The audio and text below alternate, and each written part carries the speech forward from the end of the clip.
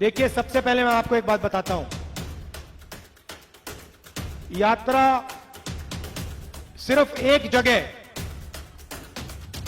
Divert हुई है। यह हो क्यों रहा है मैं आपको बताता हूं।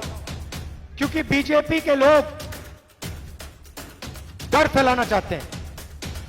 मेरी दादी को 32 गोली लगी थी। 32। मेरे पिता को बम से मारा गया। मेरे खिलाफ हिंसा की गई। हिंदुस्तान में एक संगठन है जिसने 52 साल के लिए इस तिरंगे को अपने ऑफिस के ऊपर नहीं लहराया। हमारे बारे में लिखते नहीं है, यात्रा के बारे में कुछ नहीं बोलेंगे, एक शब्द नहीं बोलेंगे, जैसे यात्रा हो ही नहीं रही है, लाखों लोग बाहर आ ही नहीं रहे। तो हो क्या रहा है? हिंदुस्तान में एक संगठन है जिसने 52 साल के लिए इस तिरंगे को अपने ऑफिस के ऊपर नहीं लहराया।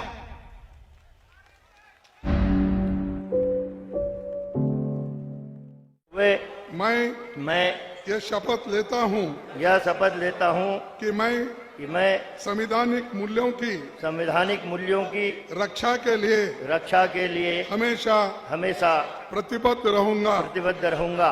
इसके लिए मैं जीवन के अंतिम समय तक संघर्ष करता और कोई भी बलिदान देने से मैं पीछे नहीं हटूंगा। अब आपको ये तिरंगा दिखाने का एक कारण है। सबसे पहले नहीं, यहीं रहो दिनेश, यहीं रहो, सबको दिखना चाहिए। देखिए, सबसे पहले मैं आपको एक बात बताता हूं। यात्रा सिर्फ एक जगह डाइवर्ट हुई है।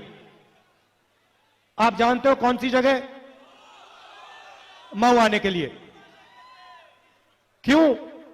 क्योंकि मैं आपको यहां आज ये भाषण देना चाहता था। ये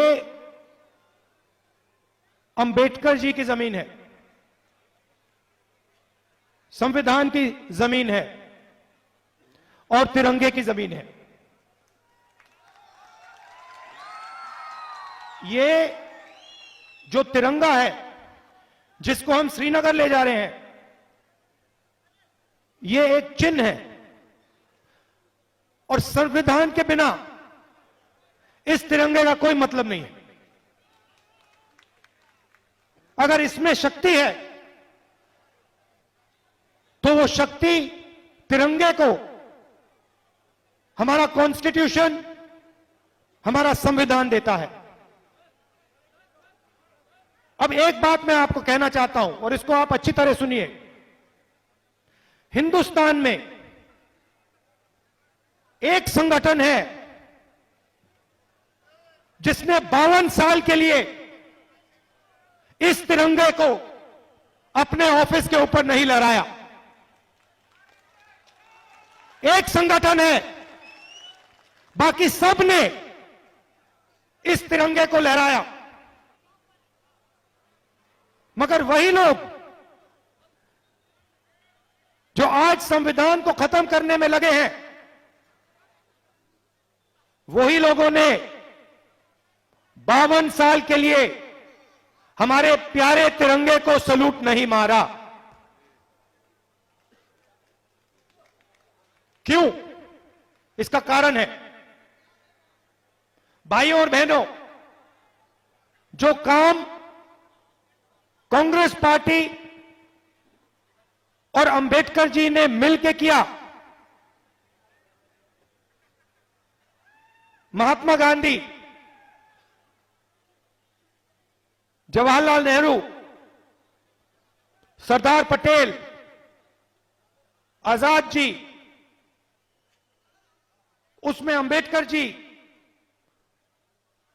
सुभाष चंद्र बोस जी, बहुत सारे वीरों ने अपनी पूरी जिंदगी देकर, अपना खून पसीना देकर,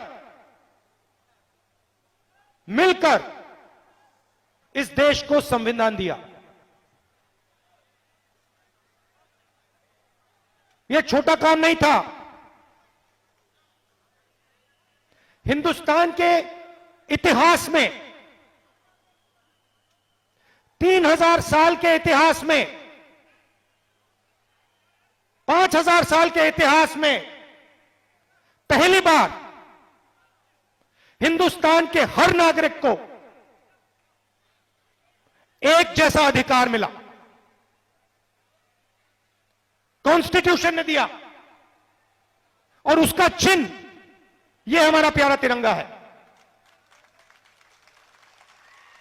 अब कॉन्स्टिट्यूशन में से, कॉन्स्टिट्यूशन का यह चिन्ह है और आरएसएस के लोग हैं, बीजेपी के लोग हैं, वो संविधान को सामने से नहीं खत्म कर सकते हैं। इतना दम उनमें नहीं है, क्योंकि जिस दिन उन्होंने सामने से यह काम करने की कोशिश कर दी, उस दिन उनको हिंदुस्तान की आवाज एक सेकंड में रोक देगी। तो ये काम सामने से नहीं करते हैं, यह काम छुप के किया जाता है। जो हमारा संविधान है वो सिर्फ एक किताब नहीं है, वो एक शक्ति है, एक जीवित शक्ति है, वो एक सोच है और वो एक आवाज है। उस आवाज को, उस शक्ति को और उस सोच को आरएसएस मिटाना चाहते हैं। कैसे कर रहे हैं मैं आपको बताता हूं। मैंने आपको कहा संविधान का यह चिन्ह है। संविधान देश की नींव है, फाउंडेशन है, और उस नींव में से अलग अलग संस्थाएं निकलती हैं। लोकसभा, राज्यसभा और विधानसभा, जुडिशरी, ब्यूरोक्रेसी। मैंने आपको शुरुआत में कहा था, प्रेस के हमारे मित्र, ये भी, इनका अधिकार भी इनको संविधान देता है। हमारे बारे में लिखते नहीं है, यात्रा के बारे में कुछ नहीं बोलेंगे, एक शब्द नहीं बोलेंगे, जैसे यात्रा हो ही नहीं रही है, लाखों लोग बाहर आ ही नहीं रहे। तो हो क्या रहा है, हो क्या रहा है? ये अलग अलग संस्थाएं जो हैं, ये आपकी पूंजी है, ये आपको मुफ्त में नहीं मिली, ये खून पसीने से आपको मिली है। किसने दी? अंबेडकर जी ने दी, महात्मा गांधी जी ने दी, जवाहरलाल नेहरू जी ने दी, मगर उन्होंने अकेले नहीं दी। उनके साथ लाखों लोग खड़े हुए, करोड़ों लोग खड़े हुए, और उन्होंने ये मिलकर इस देश को पूंजी दी है। अब आरएसएस क्या कर रहा है?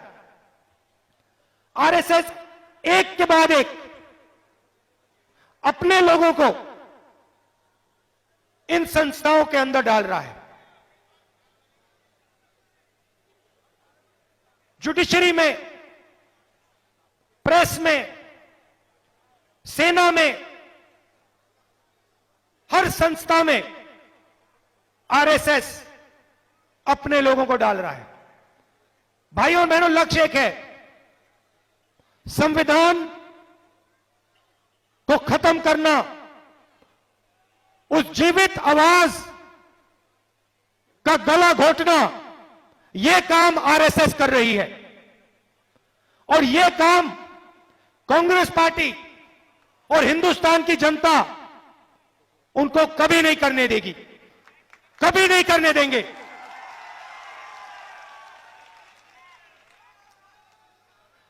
भारत जोड़ो यात्रा का लक्ष्य हिंदुस्तान को जोड़ने का है। आप देखिए, यह भाईचारे का देश है, मोहब्बत का देश है, एकता का देश है। बीजेपी ने, आरएसएस ने इस देश में हिंसा, नफरत और डर फैला रखा है। आप इनकी पॉलिसीज देखिए और हमारी पॉलिसीज देखिए। हमारी पॉलिसी मनरेगा, भोजन का अधिकार, जमीनी अधिकरण बिल, आदिवासी बिल, पैसा, ये सब के सब गरीबों को मदद करने के और देश में भाईचारा और शांति लाने के प्रोग्राम है। कमजोर लोगों की मदद करने के प्रोग्राम है।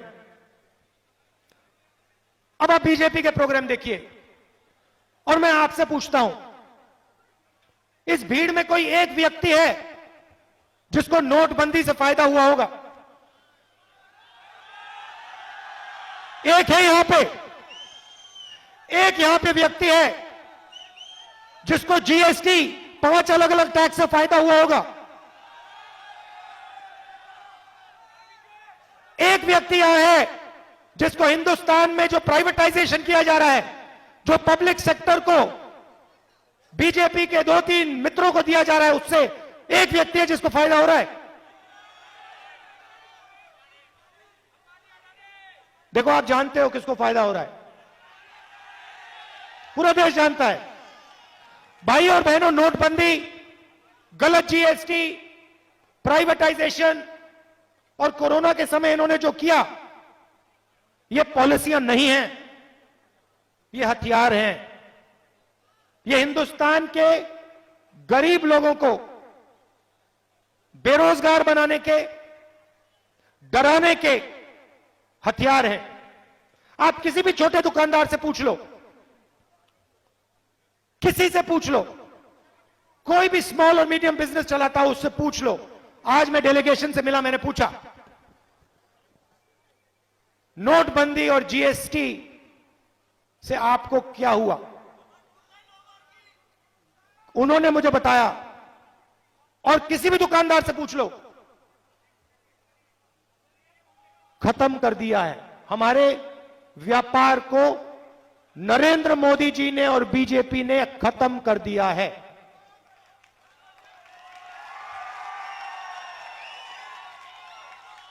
मैंने पूछा, आज मैंने पूछा भाइयों बताओ एक बात, ये जो जीएसटी है, ये जो नोटबंदी है, इसके पीछे किसकी शक्ति है? मैंने पूछा, क्या हिंदुस्तान में जो लाखों छोटे व्यापारी हैं, किसान हैं, मजदूर हैं, बेरोजगार युवा हैं, क्या इनकी शक्ति जीएसटी और नोटबंदी के पीछे है? कहते नहीं। मैंने कहा, किसकी शक्ति नोटबंदी के पीछे है? कहते हैं हिंदुस्तान के 3-4 सबसे बड़े अरबपतियों की शक्ति जीएसटी, नोटबंदी और कोविड के समय जो हुआ उसके पीछे है।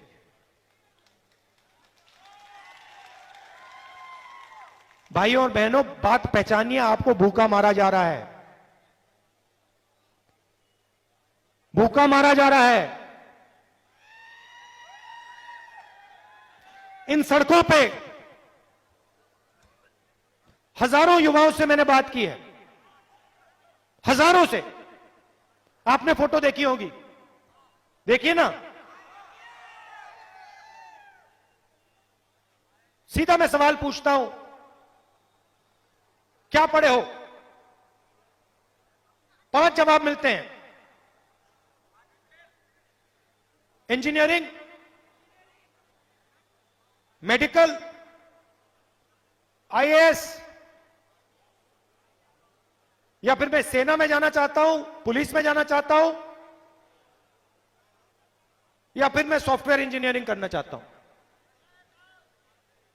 ये 5-6 चीजें युवा कहते हैं। फिर मैं पूछता हूं, भैया एक बात बताओ, आप डॉक्टर बनना चाहते हो, माता पिता ने आपकी शिक्षा के लिए कितने रुपए दिए? मैं अरबपतियों से नहीं पूछ रहा हूं, मैं किसान के बच्चों से, छोटे दुकानदार के बेटों से, बेटियों से, कभी कभी जो मजदूरी करते हैं उनके बच्चों से पूछ रहा हूं। कहते हैं लाखों रुपए, हजारों रुपए हमने शिक्षा के लिए दिए, इंजीनियर बनने के लिए दिए। अच्छा भैया, आपके माता पिता ने लाखों रुपए दिए, आज क्या करते हो? क्या करते हैं?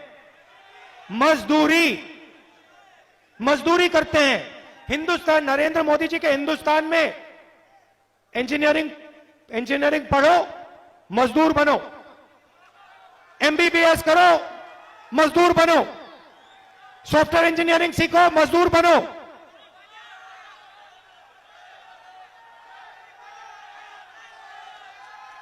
लॉयर बनने की पढ़ाई करो, मजदूर बनो। सेना में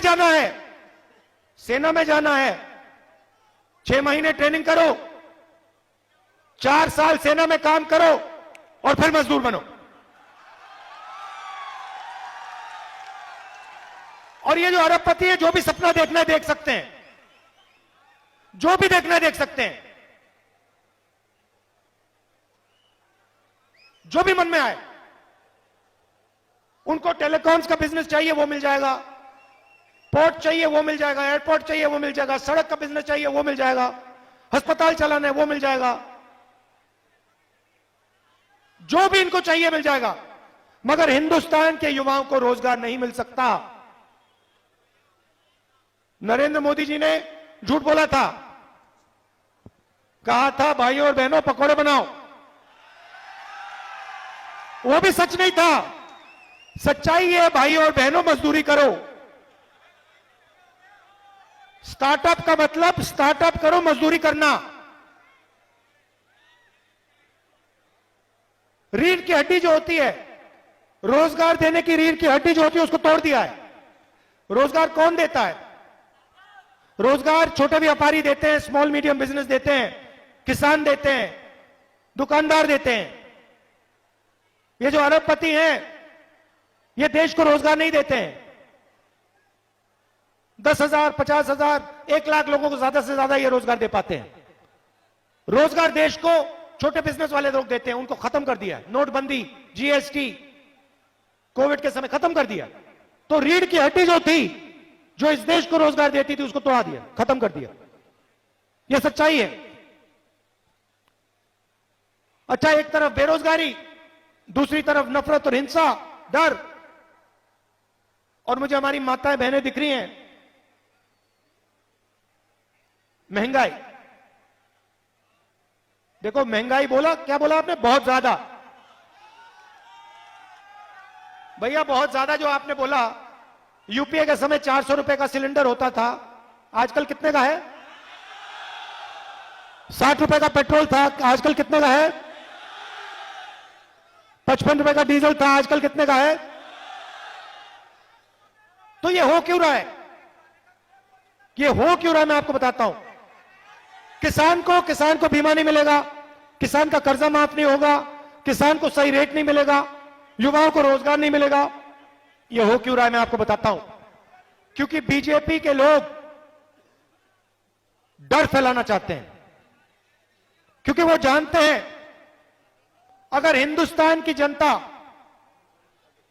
हिंदुस्तान के किसान के दिल में, युवा के दिल में, मजदूर के दिल में डर होगा, तो बीजेपी उस डर को नफरत में बदल सकती है।